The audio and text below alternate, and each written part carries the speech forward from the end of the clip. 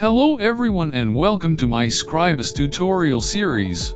In this video I will show you how to set drop caps in a document on Scribus. What is drop caps in a document? It is just a large capital letter at the beginning of the paragraph, section, or chapter.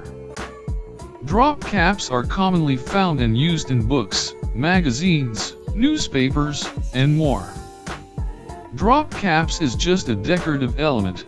They serve as a visual cue to mark the beginning of a new paragraph, section, or chapter, making the text more visually appealing and engaging for readers. Now you know the drop caps and why it is used. I will show you how to do that in this video tutorial. Here, I already created a text frame with a paragraph. Now go to Paragraph Effects and click the Drop Caps. Now you can see the first letter of the paragraph is bigger than the rest of the paragraph because we enabled the drop caps.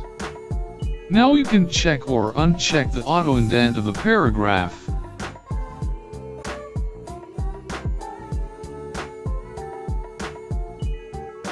You can increase how big your drop caps you want to be by increasing the value of the lines of the paragraph.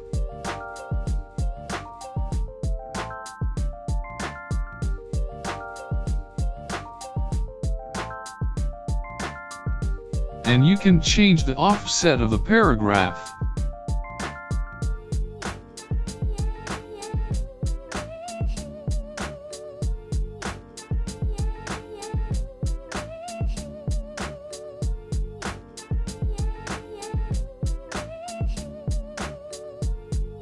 And that's pretty much of it on the hard return and the soft return text format in a document on Scribus. If you want to watch another video related or relevant to this video you're watching right now, I have a playlist for you to watch. Just click right here. It has a list of sequenced video tutorials for you to watch.